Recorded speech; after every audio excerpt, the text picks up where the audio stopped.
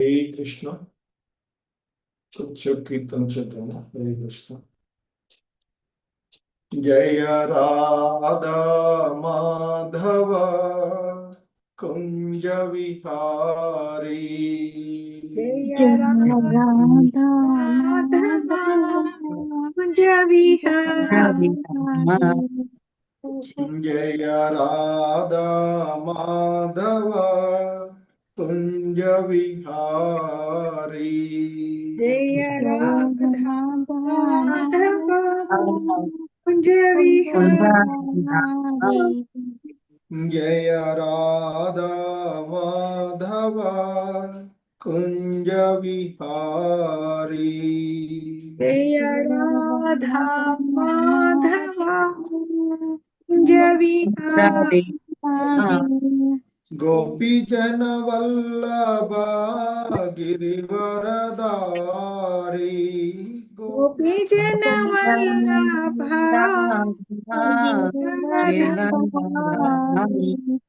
गोपी जन वल्लभ गिरिवरदारी। गोपी जन वल्लभा गिरिवरधारी। यशोदनंदन व्रज जन रंजना। यशोदनंदना व्रज जन रंजन। यशोदनंदन व्रज जन रंजना। यशोदनंदना व्रज जन रंजन। यमुना तीरा वनचारी। यमुना तीरा वनचारी। यमुना तीरा वनचारी। यमुना तीरा वनचारी। जय राधा माधव कुंज विहारी। जय राधा माधव कुंज विहारी। हरे कृष्णा कृष्ण कृष्ण हरे हरे, हरे राम राम राम हरे हरे। हरे कृष्णा हरे कृष्णा कृष्ण कृष्ण हरे हरे, हरे राम राम राम हरे हरे। हरे कृष्णा कृष्ण कृष्ण हरे हरे, हरे राम राम राम हरे हरे। हरे कृष्णा कृष्ण कृष्ण हरे हरे, हरे राम हरे राम राम राम हरे हरे। हरे कृष्णा कृष्ण कृष्ण हरे हरे, हरे राम राम राम हरे हरे। हरे हरे कृष्णा कृष्ण हरे कृष्ण कृष्ण कृष्ण कृष्ण कृष्ण हरे हरे हरे, हरे, हरे राम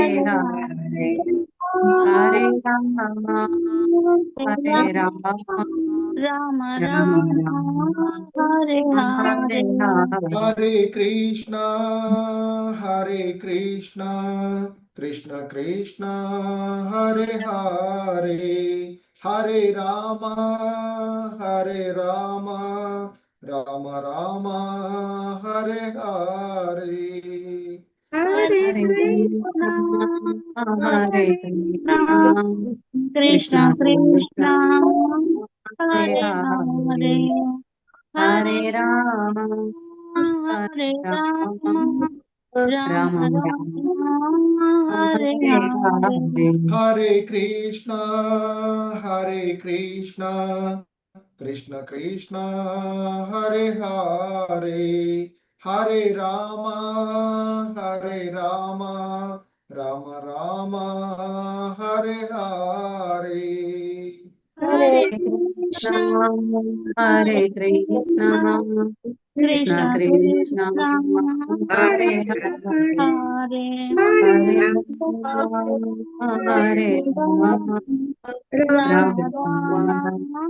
హరే హరే కృష్ణ కృష్ణ కృష్ణ హరే హరే హరే రామ రామ రామ హరే హరే హరే కృష్ణ హరే కృష్ణ కృష్ణ కృష్ణ కృష్ణ హరే హరే హరే హరే హరే రామ రామ హరే హరే రామ రామ హరే హరే జయ రాధా గోవింద రాధా గోవింద శ్రీ రాధే జయ రామ రాధా గోవింద శ్రీ జయ రాధా నీల మాధవ్ రాధా నీల మాధవ్ శ్రీ రాధే జయ రాధా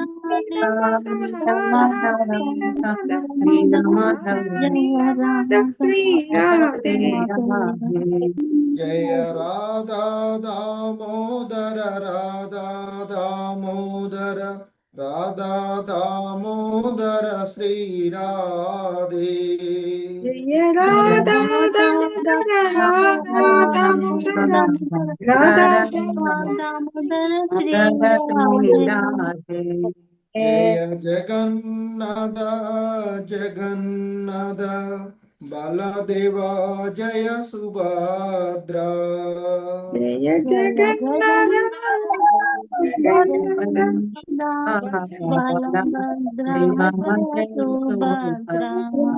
జయ గౌరనితాయ్ జయ గౌరనితాయ్ జయ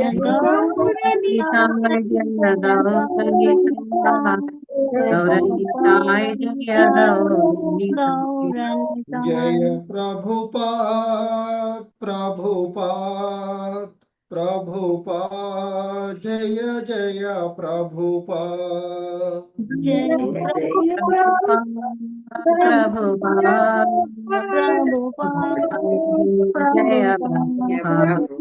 జయ జయ గురుదేవ్ జయ జయ గురుదేవ్ జయ జయ గురుదేవ్ జయ జయ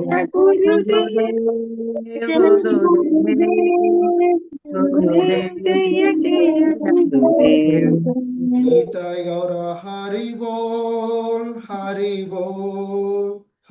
బోల్ నితాయ్ గౌర హరి బోల్ నితాయ్ గౌర హరి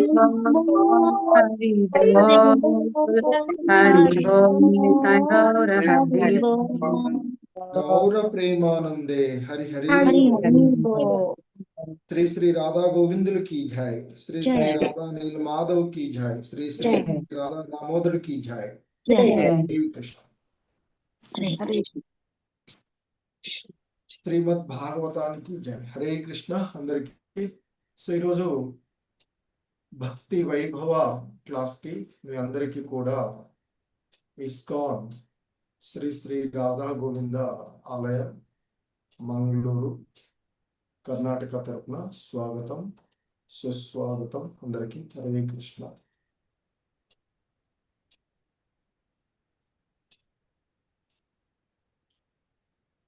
సో హరే కృష్ణ మాతాజీ లాస్ట్ శ్లోక ఇంతకుముందు క్లాస్ 49 వరకు అయింది ప్రభుజీ కంప్లీటెడ్ 49 ఓకే ప్రభుజీ అయిపోయింది ఓకే ఓకే హరే కృష్ణ సరే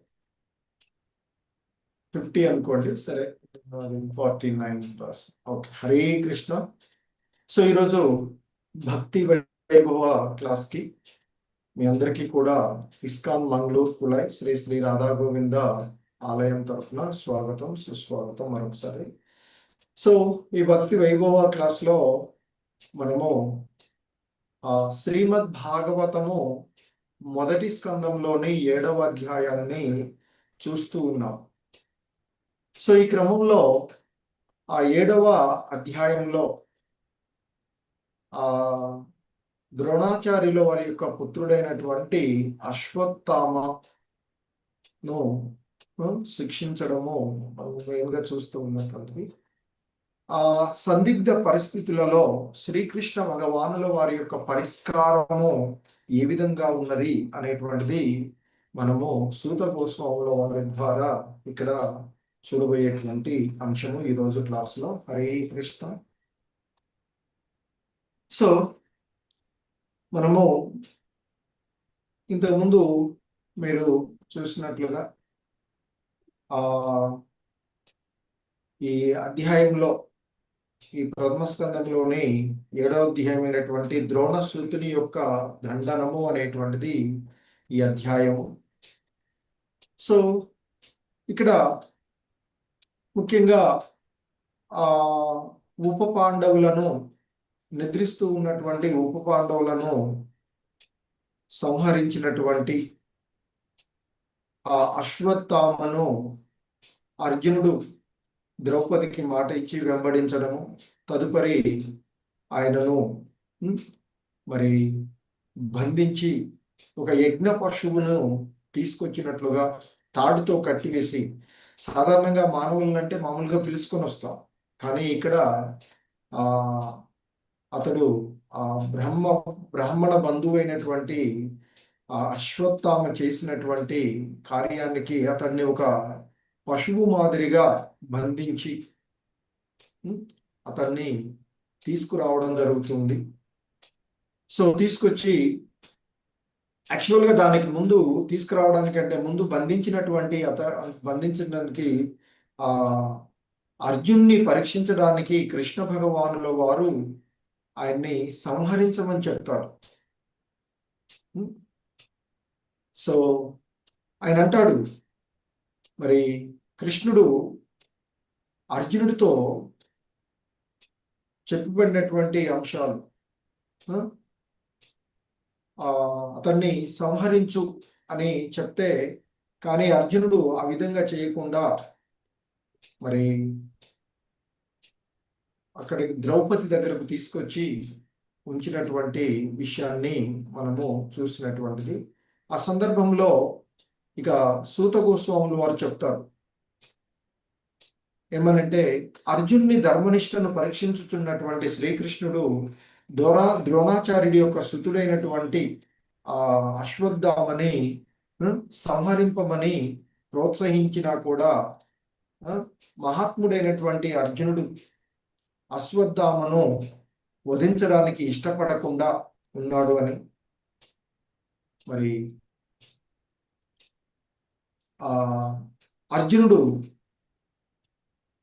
అశ్వత్థామను మరి హతపుత్రులకై శోకించున్నటువంటి ఆ ద్రౌపదికి అతన్ని అప్పగించడం జరిగింది. సో ఆ సందర్భంలో అక్కడ జరుగుతూ ఉన్నటువంటి సంఘటనను చూస్తాం. ఎందుకంటే ఆ విధంగా తాళ్లతో బంధింపబడి ఉండటాన్ని గ్రహించినటువంటి ఆ ద్రౌపది, సాధ్వి అయినటువంటి ద్రౌపది ఆ సంఘటనను చూసి గురువైనటువంటి ఆ బ్రాహ్మణుడు మరి ఆయన యొక్క కుమారుడు కనుక అతన్ని వెంటనే ఆ బంధాల నుండి విడిపించమని ఆమె కోరడము. ఎందుకంటే చెప్తుంది అర్జునుడితో, ద్రోణాచార్యుడి యొక్క కరుణ చేతనే నీవు ధనుర్విద్యను, పరమగోప్యమైనటువంటి అస్త్ర ఉపసంహార విద్యను కూడా నేర్చుకుని ఉన్నావు. మరి ఆ ద్రోణాచార్యుడు వాస్తవానికి యుద్ధంలో మరణించినటువంటిది. సో ఆయన మరణించినప్పటికీ కూడా ఇంకనూ పుత్రుని రూపంలో అతడు ఉన్నాడు. ఎందుకంటే తండ్రి యొక్క ప్రతినిధిగా పుత్రుడు చెప్పబడుతూ ఉండేటువంటిది. కనుకనే ఆ ద్రోణాచార్యుడి యొక్క భార్య అయినటువంటి కృపి ద్రోణాచార్యుడు దేహాన్ని వదిలివేసినప్పుడు ఆమె కూడా సహగమనం చేయలేదు, భర్తతో సహగమనం చేయలేదు. కారణం ఏంటంటే తన యొక్క భర్త అయినటువంటి ద్రోణాచార్యుడిని, అతని యొక్క ప్రతినిధిగా ఉన్నటువంటి కుమారుడిని చూసుకుంటూ ఉన్నది కనుక ఆయన కొరకే అంటే మరి జీవిస్తూ ఉన్నది. ఆ పుత్రుడి ఎడ అనురాగంతో ఆమె జీవిస్తూ ఉన్నటువంటిది. అటువంటి వాళ్ళకి మనము మరి దుఃఖాన్ని కలిగించడం అనేది నీకు తగదు అంటూ ఆమె చెప్పడం. ఇంకా చెప్తుంది, మరి ఓ నాథ, నా వలె ఆ ద్రోణాచార్యుడి భార్య కూడా దుఃఖించేటట్లు చెయ్యొద్దు నువ్వు. ఇప్పటికే నేను పుత్రుల యొక్క మరణంతో దుఃఖితనై ఉన్నాను. నా వలె మీ గురువు గారు భార్య అయినటువంటి ఆ కృపి కూడా నిరంతరము దుఃఖించే విధంగా చెయ్యరాదు అంటూ అర్జున్ని ఆమె అంటూ ఉంటుంది. సో వాస్తవానికి మరి సాధారణంగా ఆ రాజు క్షత్రియుడు అనేటువంటి వాడు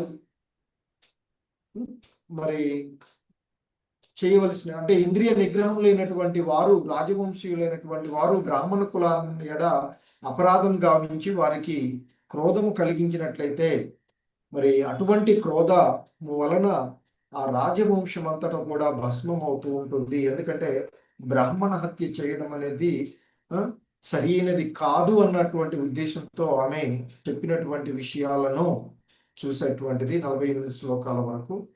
సో ఆ విధంగా జరుగుతూ ఉన్నటువంటి విషయాలని ఇంకా సూత గోస్వాముల వారు చెప్తూ ఉన్నటువంటిది. ఆ విధంగా చెప్తాడు ఆయన. ఈ లాస్ట్ శ్లోకంలో మీరు చూసినటువంటి సూత గోస్వాముల వారు ఇంకా చెప్తారు, ఓ బ్రాహ్మణులారా, ధర్మ సిద్ధాంతములకు అనుగుణంగా ఉండి న్యాయములను, శ్లాఘనీయములను, దయాపూర్ణములను, సమత్వ పూర్ణములను, కపట రహితములను అయిన ద్రౌపది వచనములను ధర్మరాజు సంపూర్ణంగా బలపరిచాడు.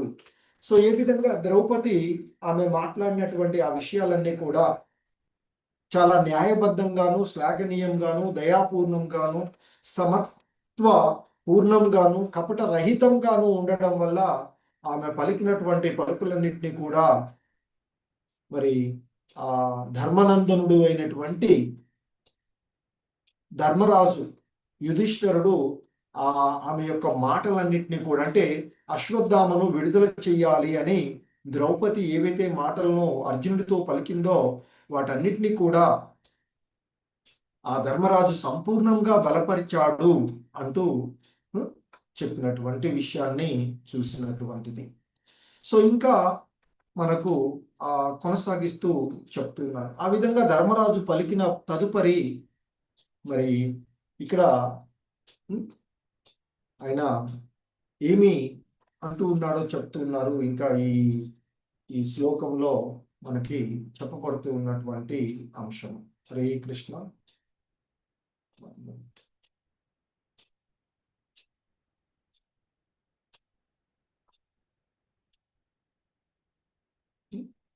సో ఆ సూత గోస్వాముల వారు చెప్తూ ఉన్నటువంటిది అక్కడ ఉన్నటువంటి నైమిషారణ్యంలో మరి సమావేశమై ఉన్నటువంటి ఆ బ్రాహ్మణులతో ఆయన పలుకుతూ ఉన్నటువంటి అంశాలు కనుక చెప్తూ ఉన్నాడు. ఆ ద్రౌపది పలికినటువంటి విషయాలన్నింటినీ కూడా ఆమె అంటే అర్జునుడితో పలికినటువంటి మాటలన్నింటినీ కూడా ధర్మరాజు సంపూర్ణంగా బలపరిచాడు అని చెప్పి ఇంకా కొనసాగిస్తూ చెప్తున్నారు. ఇంకా అక్కడ ఏం జరుగుతుంది అనేటువంటి విషయాలని చెప్పబడుతూ ఉన్నటువంటిది మనము ఇక్కడ చూస్తూ ఉన్నటువంటి నకుల సహదేవ యుయుధానో ధనంజయః భగవాన్ దేవకీ పుత్రో ఏ చాన్యేయ చ యోషితః. ఇక తదుపరి ఆ నకుల సహదేవులు, ఆ ధర్మరాజు యొక్క పాండవులలో చిన్నవాళ్ళైనటువంటి ఆ కనిష్ట సోదరులైనటువంటి నకుల సహదేవులు, అలాగే ఆ సాత్యకి, అర్జునుడు, దేవదేవుడైనటువంటి శ్రీకృష్ణుడు, స్త్రీలు మరియు ఇతరులందరూ ధర్మరాజుతో సంపూర్ణంగా ఏకీభవించారు. ఏదైతే అంతకుముందు ఆ ద్రౌపది మాత చెప్పిందో, అర్జునుడికి చెప్పినటువంటి విషయాలన్నింటినీ కూడా ధర్మరాజు బలపరిచినటువంటిది, సంపూర్ణంగా బలపరిచాడు అని చెప్పి ఆ తదుపరి చెప్తున్నారు. నకుల సహదేవచ్చ, నకుల సహదేవులు కూడాను, అలాగే ఆ యుయుధానో, ఆ యుయుధానుడైనటువంటి సాత్యకిని యుయుధానుడు అని చెప్పి సాత్యకి, అలాగే ఆ ధనుంజయ అర్జునుడు, అలాగే భగవానుడైనటువంటి దేవకీ పుత్రుడైనటువంటి శ్రీకృష్ణ భగవానుడు, వీరందరూ కూడా ఆ ధర్మరాజు పలికినటువంటి మాటలతో సంపూర్ణంగా ఏకీభవించారు అని చెప్తున్నారు. సో అంటే ఇక్కడ ధర్మరాజు పాండవులలో ధర్మరాజు అయిపోయాడు, నకుల సహదేవులు, అలాగే అర్జునుడు కూడా. ఇక మిగిలినటువంటి భీముడు విషయాన్ని ఇక్కడ మనకి ఈ శ్లోకంలో ప్రస్తావన వస్తుంది. సో తత్రాహమర్షితో భీమః తస్య శ్రేయాన్వత స్మృతః న భర్తుర్నాత్మనచార్తే యోహాన్ సుప్తాన్ శిశూన్ వృతా. ఇక అప్పుడు ఎప్పుడైతే ఆ ద్రౌపది పలికినటువంటి మాటలన్నిటికీ ధర్మరాజు సంపూర్ణంగా మద్దతు తెలియచేశాడో, తదుపరి మిగిలినటువంటి వారు కూడా అక్కడ ఉన్నటువంటి నకుల సహదేవులు, సాత్యకి, అర్జునుడు, దేవదేవుడైనటువంటి కృష్ణుడు కూడా, అక్కడ ఉన్నటువంటి ఇక ఇతర స్త్రీలు, కుంతి, గాంధారి, ఇతరులు వాళ్ళు అక్కడ ఉన్నటువంటి వాళ్ళంతా కూడా అక్కడికి వచ్చినటువంటి వారందరూ కూడా ధర్మరాజు ఏవైతే చెప్పాడో దానికి అందరూ కూడా సంపూర్ణంగా ఏకీభవించారు. కానీ తత్ర అహా, సో అప్పుడు ఆ విధంగా వాళ్ళందరూ కూడా ఆ ధర్మరాజు అంటే అంతకుముందు ద్రౌపది చెప్పినటువంటి మాటల్ని ధర్మరాజు సమర్థిస్తే ధర్మరాజు చెప్పినటువంటి వాటందరినీ మిగిలిన వాళ్ళు అక్కడ ఉన్న వాళ్ళందరూ ఒప్పుకోగా, కానీ అప్పుడు ఆ భీముడు మాత్రము వారితో ఏకీభవించలేదట.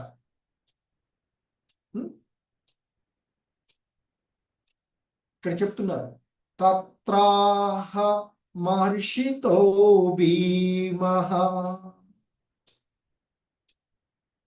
తస్య శ్రేయాన్వత స్మృతః న భర్తు న ఆత్మన చ అర్థేయాన్ సుప్తాన్ శిశూన్ వృతా.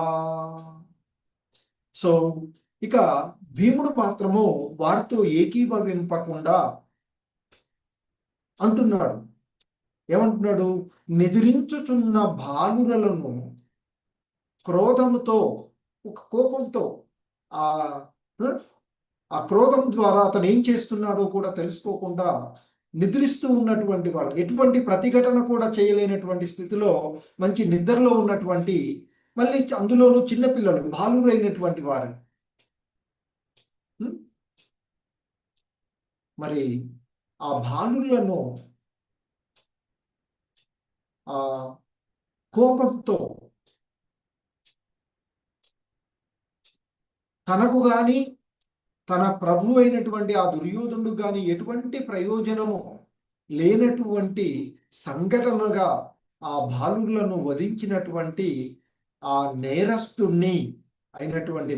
ఎవడు ఇక్కడ? అశ్వత్థామ.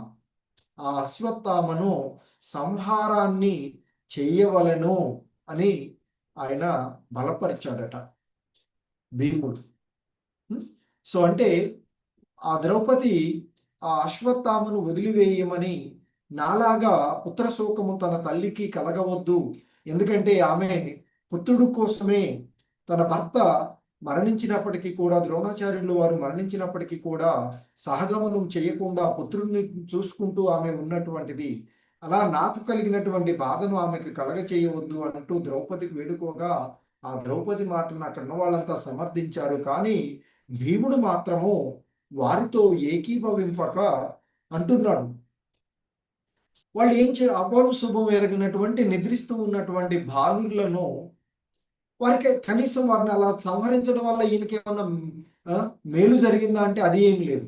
అలాగే ఆ విధంగా వారిని సంహరించినాను అని చెప్పి తీసుకువెళ్ళి దుర్యోధనుడికి చెప్తే దుర్యోధనుడు కూడా ఏ విధంగానూ సంతోషపడలేదు, చేసినటువంటి కార్యానికి ఆయన ఒప్పుకోలేదు. ఆ విధంగా చేయడాన్ని ఆయన దుర్యోధనుడు కూడా ఎంత దుర్మార్గుడైనప్పటికీ దుర్యోధనుడు కూడా సమర్థించలేదు. అంటే ఏంటి, ఆ చేసినటువంటి ఆ విధంగా వారిని సంహరించినటువంటి సంఘటన అశ్వత్థామకు కానీ, ఆ అశ్వత్థామ ఎవరి కోసమైతే చేద్దామనుకున్నాడో ఆయన యొక్క ప్రభు అయినటువంటి ఆ దుర్యోధనుడు కానీ ఎటువంటి ప్రయోజనం లేకుండా చేసినటువంటి ఒక దుర్మార్గమైనటువంటి చర్య కనుక అటువంటి నేరస్తుడిని వదిలివేయవద్దు, సంహరించవలసినదే అంటూ భీముడు అన్నటువంటి విషయాన్ని మనము ఇక్కడ చూస్తూ ఉన్నటువంటిది. ఇంకా చెప్తున్నారు, నిశమ్య భీమ గదితం ద్రౌపద్యా చతుర్భుజ ఆలోక్య వదనం సుఖ ఇరిదమాహ హసన్నివహ. సో ఇంకా చెప్తున్నారు, నిశమ్య వినిన పిమ్మట. అక్కడ భీముడు, ద్రౌపది మరియు అక్కడ ఉన్నటువంటి వారందరూ కూడా ఇతరుల యొక్క వచనాలను ఆలకించిన పిమ్మట ఆ చతుర్భుజుడైనటువంటి భగవానుడు ఇక్కడ చెప్తున్నారు, నిశమ్య భీమగదితం ద్రౌపదాయాచ చతుర్భుజ. సో ఆ చతుర్భుజుడైనటువంటి శ్రీకృష్ణ భగవానుడు ఆ ద్రౌపది, భీముడు మరియు అక్కడ ఉన్నటువంటి ఇతరులు పలికినటువంటి ఆ మాటలన్నింటినీ ఆలకించిన పిమ్మట తన యొక్క ప్రియమిత్రుడైన అర్జునుని గాంచి మందహాసము చేయుచున్న వాని వలె ఇట్లు పలికెను అంటూ చెప్తున్నారు. సో అక్కడ ఆ శ్రీకృష్ణ భగవానుల వారు స్వయంగా స్థితులై ఉన్నటువంటిది ఆ ప్రదేశంలో. అక్కడ జరుగుతూ ఉన్నటువంటి సంఘటనలన్నీ కూడా ద్రౌపది పలికినవి, ఇతరులు ధర్మరాజు, నకుల సహదేవులు, సాత్యకి, ఇతరులు అక్కడ ఉన్నటువంటి స్త్రీలు వాళ్ళందరూ పలికినటువంటి ఆ మాటలన్నీ కూడా ఆలకించిన పిమ్మట ఆ చతుర్భుజుడైనటువంటి ఇక్కడ శ్రీకృష్ణ భగవానుడిని చతుర్భుజుడు విష్ణు భగవాన్ రూపంలో చెప్తూ ఉన్నటువంటి విషయాన్ని, ఆ చతుర్భుజుడైనటువంటి శ్రీకృష్ణ భగవానుడు తన మరి ప్రియతం మిత్రుడైనటువంటి, ఎందుకంటే ఆ అర్జునుడు మంచి మిత్రుడు, ఆ భక్తియుత సేవలో సఖ్య భక్తుడుగా ఉన్నటువంటి ఆ ప్రియమిత్రుడైనటువంటి అర్జునుని గాంచి మందహాసము చేయుచున్న వాని వలె, ఎప్పుడు కూడా ఆయన యొక్క చూపులు చిరు దరహాసంతో ఉండేటువంటివి. సో అలా ఆ కృష్ణుడు మందహాసం చేయుచున్న వాడి వలె ఇలా పలికాడు అంటూ చెప్తూ ఉన్నారు. హరే కృష్ణ. భాష్యము చౌతర మాతాజీ, చంద్రావతి మాతాజీ. హరే కృష్ణ ప్రభుజీ. భాష్యంపై శ్రీల ప్రభుపాద వారికి జై. శ్రీకృష్ణ భగవానుడు ద్విభుజములను కలిగి ఉండగా ఎందులకై ఇచ్చట చతుర్భుజ రూపునిగా వర్ణింపబడినో శ్రీధర స్వామి వివరించి ఉన్నారు. అశ్వత్థామను వధించడి విషయమున ద్రౌపది భీముడు ఇరువురును భిన్నాభిప్రాయములను కలిగి ఉండిరి. భీముడు అశ్వత్థామను శీఘ్రమే వధింపగోరగా ద్రౌపది అతనిని రక్షింపగోరెను. అనగా భీముడు అశ్వత్థామను వధించుటకు ఉద్యుక్తుడగుటను మరియు ద్రౌపది అతన్ని నివారింపజూచుటను మనము సులభముగా ఊహింపవచ్చును. వారి ఇరువురిని నిలుపుచేయుటకే శ్రీకృష్ణుడు మళ్ళీ 2 హస్తములను ధరింపవలసి వచ్చెను. ఆదిపురుషుడైన శ్రీకృష్ణుడు సహజంగా ద్విభుజ రూపమునే కలిగి ఉన్నను తన నారాయణుని రూపమున అతడు చతుర్భుజములను కలిగి ఉండును. నారాయణుని రూపమున తన భక్తులను కూడి వైకుంఠమున వసించడి ఆ దేవదేవుడు ఆద్యమైన కృష్ణ రూపంతో ఆధ్యాత్మిక ఆకాశమున గల వైకుంఠ లోకముల కన్నను ఉన్నతముగా నున్నట్టి గోలోక బృందావనమునందు వసించును. కనుకనే ఇచ్చట శ్రీకృష్ణుడు చతుర్భుజునిగా వర్ణింపబడుటలో ఎట్టి అసంగతము లేదు. అర్జునునకు విశ్వరూపము చూపిన రీతి అవసరమైనచో అతడు వందలాది హస్తములను కూడా ప్రదర్శింపగలడు. అనగా వేలాది హస్తములను ప్రదర్శింపగలిగిన వాడు అవసరమైనప్పుడు చతుర్భుజములను కూడా నిక్కముగా ప్రదర్శింపగలడు. హరే కృష్ణ ప్రభుజీ, ధన్యవాదాలు. హరే కృష్ణ. సో ఇక్కడ శ్రీల ప్రభుపాదుల వారి యొక్క వివరణ మనం చూస్తూ ఉన్నట్లయితే ఇక్కడ వాస్తవానికి జరుగుతూ ఉన్నటువంటి ఈ విషయం ఏమిటంటే ఆ అశ్వత్థామ విషయంలో 2 గ్రూపులుగా తయారైనటువంటి పరిస్థితి.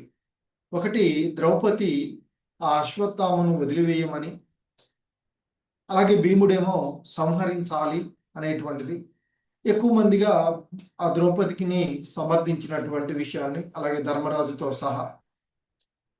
అలా ఇక్కడ సందిగ్ధమైనటువంటి స్థితి ఏర్పడినటువంటి కారణంగా, భిన్నాభిప్రాయాలు ఏర్పడిన కారణంగా ద్రౌపది మరియు భీముడు ఇరువురు మధ్య భిన్న అభిప్రాయము కలిగి ఉన్నటువంటి కారణంగా,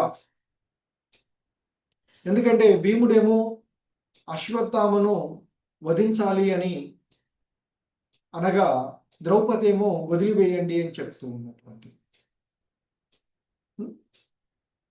సో ఒక రకంగా చెప్పాలంటే భీముడు అలా అంటున్నాడంటే అశ్వత్థామను తానే వధించడానికి ఉద్యుక్తుడై ఉన్నటువంటి విషయంగా కూడా చెప్పుకోవచ్చు. ఎందుకంటే కోపంతో ఉండేటువంటి వాడు కనుక. సో ఆ విధంలో ఆ పరిస్థితులను చక్కబెట్టడానికి, ఆ సందిగ్ధమైనటువంటి స్థితి నుండి వారిని అందరినీ కూడా సరైనటువంటి మార్గంలోనికి ఆయన తీసుకురావడానికి మరి 2 హస్తాలతో కూడి చతుర్భుజుడు అయినటువంటి నారాయణుడు రూపంలో ఆయన ఉన్నాడు అనేటువంటిది ఇక్కడ చెప్తున్నారు.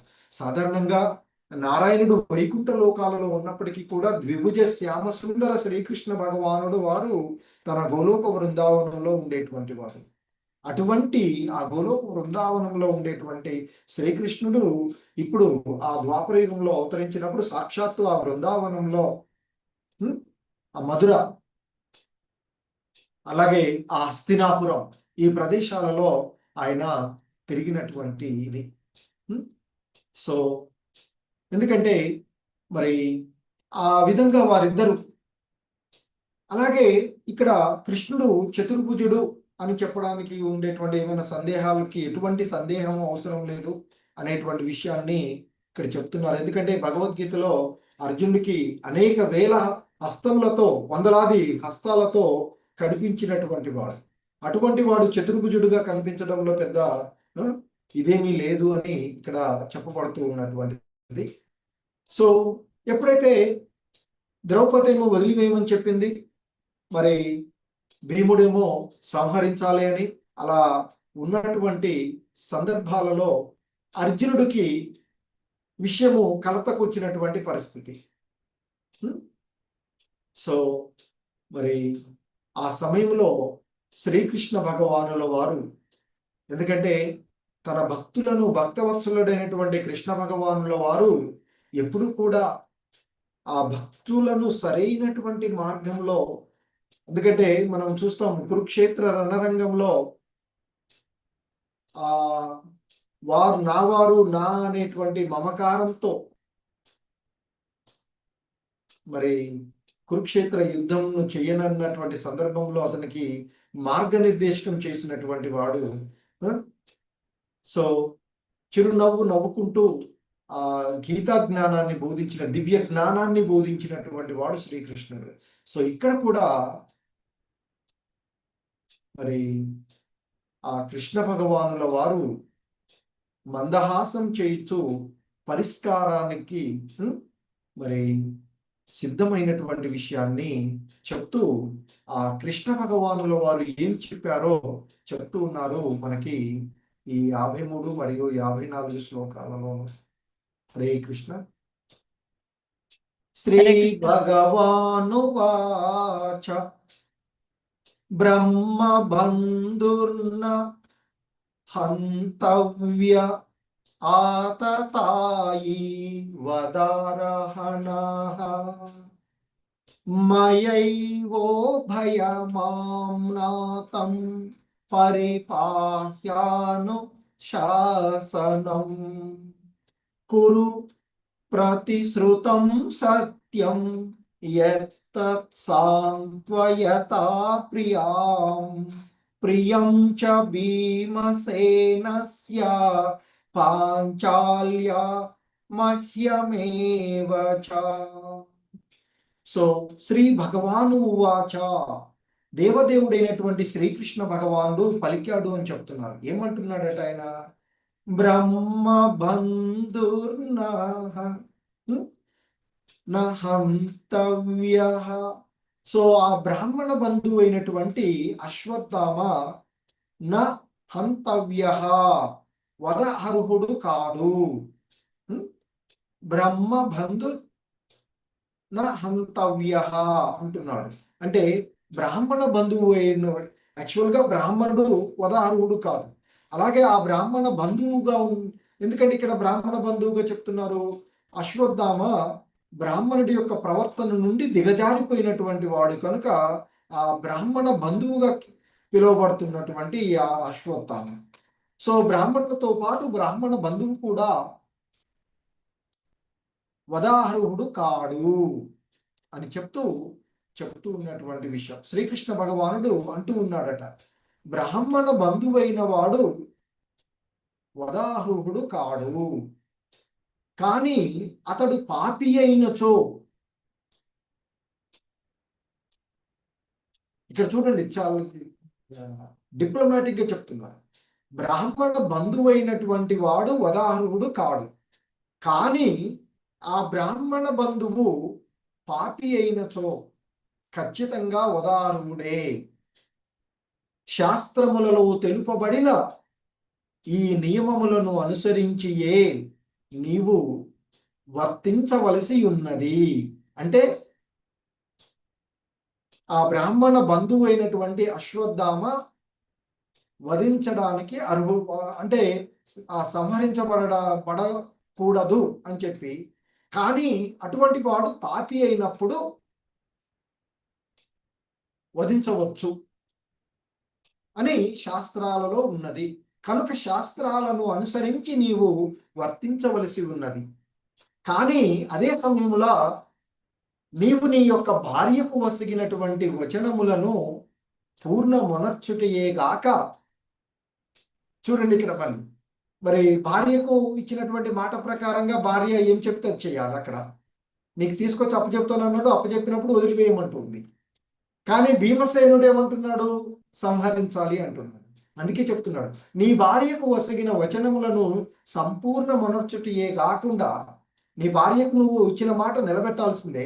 అదే సమయంలో భీమసేనునకు అలాగే నాకును, ఇక్కడ భగవంతుడికి సంతృప్తి కలుగు రీతిలో నీవు వర్తించాలి అంటూ మార్గనిర్దేశకం చేస్తూ అర్జునుడికి చెప్తూ ఉన్నటువంటి.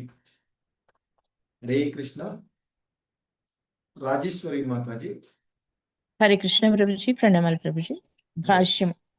భాష్యము బై శ్రీల ప్రభుపాద్ వారికి జై. పలువురు ఉదహరించిన పలు శాస్త్రములను అనుసరించి అశ్వత్థామ వదార్హుడును అదే సమయమున క్షమార్హునుడు అగుట వలన అర్జునుడు కలతకు గురి అయ్యను. బ్రాహ్మణ బంధువు అంటే బ్రాహ్మణుని అయోగ్య పుత్రుడు రూపమున అశ్వత్థామ వదార్హుడు కాడు, కానీ అదే సమయమున అతడు గొప్ప పాపి కూడా అయి ఉన్నాడు. మను సంహితను అనుసరించి అపరాధి అయిన వాడు బ్రాహ్మణుడైనను సరియే నిక్కముగా వధార్హుడు అనగా బ్రాహ్మణ బంధువు గూర్చి వేరుగా తెలుప పనిలేదు. ద్రోణాచార్యుడు నిక్కముగా పేరుకు తగిన బ్రాహ్మణుడు, కానీ యుద్ధరంగమున నిలిచిన కారణంగా అతడు చంపబడెను. ఇచ్చట అశ్వత్థామ అపరాధి అయినను నిరాయుధునిగా నిలిచియున్నాడు. రథాహీనుడిగా లేదా నిరాయుధునిగానున్నప్పుడు అపరాధిని వధింపరాదనుట ఒక నియమము. ఇవి అన్నీయును వాస్తవమునకు కలతకు కారణములు. అంతేగాక ఓదార్పుగా ద్రౌపదికి వసగిన మాటను అర్జునుడు నిలుపుకొనవలసి ఉన్నది. అశ్వత్థామను వధింపమని ఉపదేశమొసగిన శ్రీకృష్ణుని భీమసేనుని సంతృప్తిపరచుటయు అతని ధర్మము. ఇటువంటి సందిగ్ధ పరిస్థితి అర్జునుని ఎదుట నిలువగా శ్రీకృష్ణుడే దానికి పరిష్కారము అందించెను. హరే కృష్ణ ప్రభుజీ, ధన్యవాదాలు.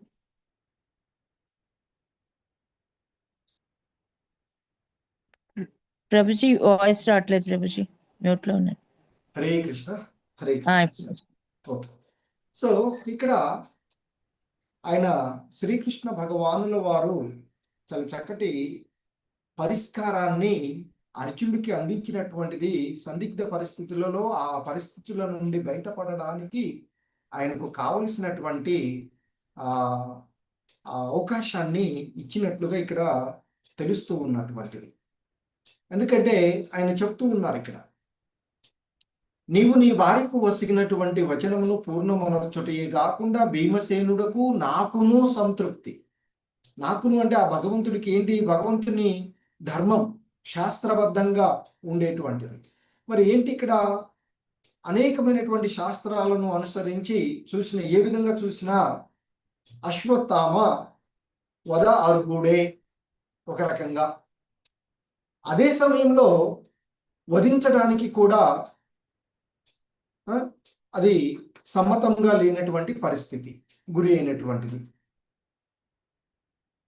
ఎందుకంటే అతడు చేసినటువంటి చర్యల వలన అతన్ని వధించవలసిందే. ఎందుకంటే ఇక్కడ చెప్తున్నారు శ్రీల ప్రభుపాదుల వారు, సాధారణంగా ఈ అపరాధి మొనర్చినప్పుడు బ్రాహ్మణుడు కూడా ఒక్కొక్కసారి సాధారణంగా ఏంటంటే శిక్షించి వదిలేయాలి, కానీ మరి సంహరించడం జరగదు అని చెప్తుంటారు. కానీ ఇక్కడ బ్రాహ్మణుడైనా సరే నికంగా వదాహరుడే. ఎందుకంటే మరి ఆ కురుక్షేత్ర రణరంగంలో ద్రోణాచార్యుడు ఒక ఉత్తమమైనటువంటి బ్రాహ్మణుడు ఒక రకంగా. ఎందుకంటే ఆయన ద్విజోత్తముడుగా కీర్తించబడినటువంటిది భగవద్గీతలో. ఎందుకు ద్విజోత్తముడు అంటే ఆయన తన యొక్క ధర్మాన్ని నిర్వర్తించడంలో చాలా చక్కగా, ఎందుకంటే ద్రుపద పుత్రుడైనటువంటి ఆయన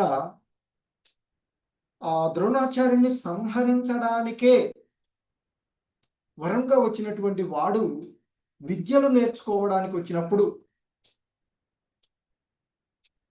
ఆయనకి సంపూర్ణంగా విద్యలు నేర్పినటువంటి వాడు, తనకు తెలిసినటువంటి విద్యలంతటినీ కూడా ఒక గురువుగా, ఒక బ్రాహ్మణుడుగా తనకు తెలిసినటువంటి అన్ని విద్యలను నేర్పించాడు. అందుకే కురుక్షేత్రం రణరంగంలో అర్జునుడు అంటే ఇక్కడ పాండవుల సైన్యాన్ని మొదట సేనానిగా ఉండి ఒక క్రమ పద్ధతిలో అమర్చినటువంటి ద్రుపద పుత్రుడిని గురించి అంటే ద్రోణాచార్యుడిలో చేసినటువంటి ఆయనకు నేర్పిన విద్యలను ఎత్తి చూపినటువంటి ఒక రాజనీతిని ప్రదర్శిస్తూ దుర్యోధనుడు మాట్లాడతాడు అక్కడ భగవద్గీతలో. మరి అటువంటి బ్రాహ్మణుడైనటువంటి ద్రోణాచార్యుడు, ఉత్తమ బ్రాహ్మణుడైనటువంటి ద్రోణాచార్యుడు మరి యుద్ధ రంగంలో అధర్మం వైపు నిలిచిన కారణంగా అతడు సంహరించబడినటువంటిది. మరి అశ్వత్థామ ఇక్కడ బ్రాహ్మణ బంధువు, ఎందుకంటే అపరాధం ఉన్నటువంటి వాడు. కానీ మరి యుద్ధ నీతిని అనుసరించి కానీ లేదా శాస్త్ర నిబంధనలను అనుసరించి కానీ ఒక శత్రువు నిరాయుధుడుగా ఉన్నప్పుడు, అది శత్రువు అనేటువంటి వాడు అపరాధైనా ఇంకెవడైనా నిరాయుధుడుగా ఉన్నప్పుడు, రథహీనుడుగా ఉన్నప్పుడు అతన్ని వధింపరాదు అనట ఒక నియమం. సో ఇవన్నీ ఇక్కడ జరుగుతుంది. వధించడానికి కారణాలు ఉన్నవి, వధింపకుండా ఉండడానికి కారణాలు ఉన్నవి ఇక్కడ.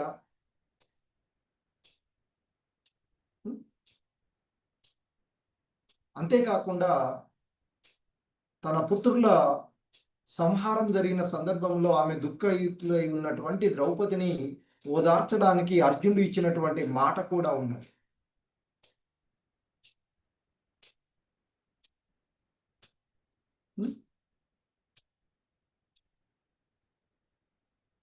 అలాగే మొదట అశ్వత్థామను బందీ చేయగానే మొదట శ్రీకృష్ణుడు చెప్పింది ఏంటి అంటే, అర్జునుడిని పరీక్షించుకుంటూ కూడా ఉపదేశంగా వధింపమని మొదట ఉపదేశం చేశారు.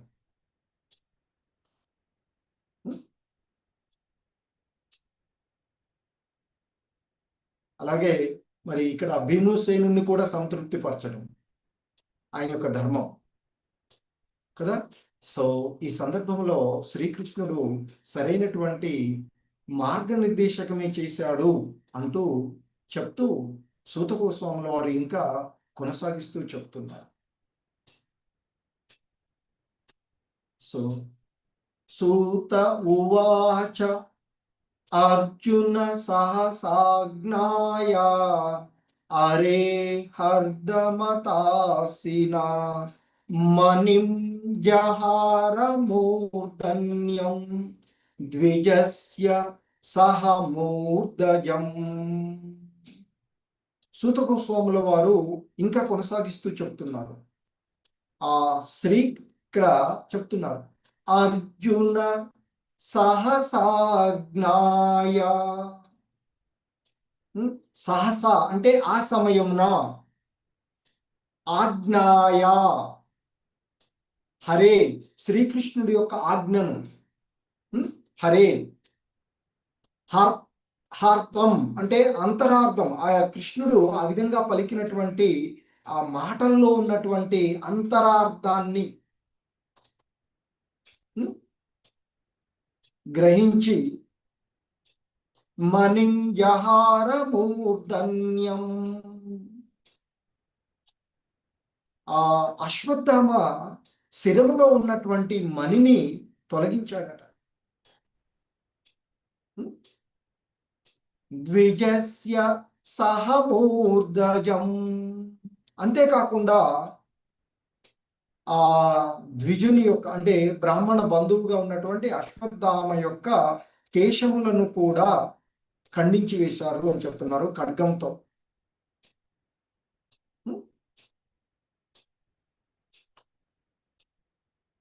సో ఇక్కడ ఆ శ్రీకృష్ణ భగవానులు వారి యొక్క అనేక అర్థ సహితమైనటువంటి ఆ వచనముల ద్వారా ఆ దేవదేవుడు ఇచ్చినటువంటి అంతరార్థాన్ని గ్రహించినటువంటి అర్జునుడు అప్పుడు తన యొక్క ఖడ్గంతో ఆ అశ్వత్థామ శిరముపై ఉన్నటువంటి కేశములను మరియు ఆ మణిని తొలగించి వేశాడు అని చెప్తూ ఉన్నారు. హరే కృష్ణ. భవానీ మాతాజీ. హరే కృష్ణ ప్రభుజీ, ప్రణామాలు. భాష్యం శ్రీల ప్రపాదుల వారికి జై. పలువురి విరుద్ధాదేశములను ఏకకాలమున అమలుపరచుట అన్నది నిక్కముగా అసాధ్యమైన కార్యము. కనుకనే అర్జునుడు తన సునిశిత మేధస్సుతో సామరస్య పద్ధతిని ఎన్నుకుని అశ్వత్థామ శిరము నుండి మణిని తొలగించి వేసెను. అట్టి కార్యము అతని శిరమును ఖండించుటతో సమానమైనను అతని ప్రాణములకు ముప్పు వాటిల్లలేదు. అశ్వత్థామిచ్చట ద్విజునిగా వర్ణింపబడినాడు. అతడు నిక్కముగా ద్విజుడే అయినను తన ఉన్నత స్థానము నుండి పతనము చెంది ఉన్నందున తగిన రీతి శిక్షింపబడినాడు. ప్రణామాతృపతి. హరే కృష్ణ. సో అక్కడ ఉన్నటువంటి సందిగ్ధ స్థితి ఏంది, ఒకళ్ళేమో సంహరించమని ఇంకొకళ్ళు సంహరించవద్దు అని. సో కనుక ఆ కృష్ణ భగవానుల వారి యొక్క అంతరార్థాన్ని గ్రహించినటువంటి ఆ అర్జునుడు తన యొక్క ఆ సునిశితమైనటువంటి మేధస్సు ద్వారా సామరస్య పద్ధతిని ఎన్నుకొని ఆ అశ్వత్థామ శిరము నుండి ఆ మణిని తొలగించడము, అలాగే ఆ అతని ఆ కేశాలను కూడా తొలగించడము అనేటువంటిది ఒక రకంగా చెప్పాలంటే ఆ బ్రాహ్మణుడికి ఆయన యొక్క సంపదలను వెంట్రుకల కేశములను తీసివేసినట్లయితే అది అతని శిరమును ఖండించినట్లే అవుతుంది అని చెప్తూ ఉంటుంటారు. అలాగే ఒక్కొక్కసారి ఆ బ్రాహ్మణులు సాధారణంగా ఆ విధంగా మాటలతో మందలించి ఊరి నుంచి వెళ్ళపోవటము అట్లాంటివి చేస్తూ ఉండేటువంటి సాధారణమైన శిక్షలు. ఎప్పుడైతే ఇక్కడ ఆ శిరము నుండి ఆ మణిని తొలగించడం జరిగిందో, అలాగే కేశ ఖండనం జరిగిందో, తద్వారా అతడు బ్రాహ్మణుడైనటువంటి వాడు నిజంగా శిరస్సు ఖండించబడినట్లే అవుతుంది, అంటే సంహరించబడినట్లే, చంపబడినట్లే అవుతుంది అని చెప్తారు. కానీ అతడు చంపబడినట్లే, కానీ అతని యొక్క ప్రాణాలకు ఎటువంటి ముప్పు వాటిల్లలేదు. సో కనుక ఆ విధంగా అశ్వత్థామను శిక్షించడం జరిగినది అని చెప్తూ ఉన్నటువంటి అంశం ఇక్కడ మనం చూస్తూ విముచ్య రశనాబద్ధం బాలహత్యా హత ప్రభం తేజసామనినాహీనం శిబిరాన్ నిరయాపయత్. సో ఇంకా చెప్తూ ఉన్నారు, శిశు హత్య చే ఇదివరకే, ఎందుకంటే నిద్రిస్తూ ఉన్నటువంటి ఆ బాలులను ఉప పాండవులను సంహరించినటువంటి వాడు అశ్వత్థామ. సో కనుక ఆ బాలకుల యొక్క హత్య చేత అదివరకే ఆ అశ్వత్థామ తన యొక్క దేహకాంతిని కోల్పోయిందన్నాడు అని చెప్తున్నారు. సో అంతకుముందే తన దేహకాంతిని కోల్పోయినటువంటి ఆ అశ్వత్థామ తన శిరము నుండి మణిని తొలగింపబడినంతటా మరింత తేజోహీనమయ్యాడు అని చెప్తున్నారు. సో అతడు ద్విజుడుగా సంబోధించబడినప్పటికీ ఆ శిశు హత్య వల్ల అతడి యొక్క దేహకాంతిని కోల్పోయాడు అని చెప్తున్నారు. తదుపరి ఎప్పుడైతే అర్జునుడు అతని యొక్క శిరము నుండి ఆ మణిని సంపదను తొలగించాడో అంతటా మరింత హీనంగా, తేజోహీనంగా అతడు తయారయ్యాడు. ఆ విధంగా అతడు బంధములు తొలగింపబడిన వాడై శిబిరము నుండి తరిమివేయబడ్డాడు అంటూ చెప్తూ ఉన్నటువంటి, అంటే ఇక్కడ అలా అవమానితుని చేసి అశ్వత్థామ శ్రీకృష్ణార్జునుల మేధస్సు కారణంగా ఏకకాలమున చంపబడినట్లు మరియు చంపబడనట్లు అయినటువంటి, అంటే అటు ద్రౌపదికి చెప్పినట్లు, ద్రౌపదికి అప్పచెప్పినటువంటి, ద్రౌపది కోరుకున్నట్లుగాను, అదే సమయంలో భీముడు కోరుకున్నట్లుగా రెండూ జరిగే విధంగా ఆ అశ్వత్థామను అవమానపరిచి ఆ శిబిరము నుండి వెళ్ళగొట్టారు అనేటువంటిది ఇక్కడ చెప్పబడుతుంది.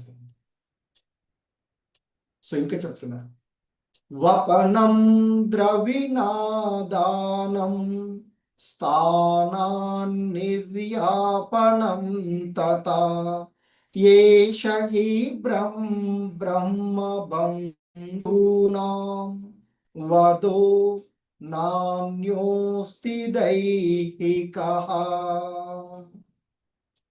వపనం అంటే తలను కొరిగివేయడం, అశిరఖండనం చేయడం. ద్రవిణ ధనమును, ఆదానం లాగుకోవడం, అంటే ఒక వ్యక్తి నుండి ధనాన్ని లాగుకోవడము, అతని యొక్క తలను కొరగడము.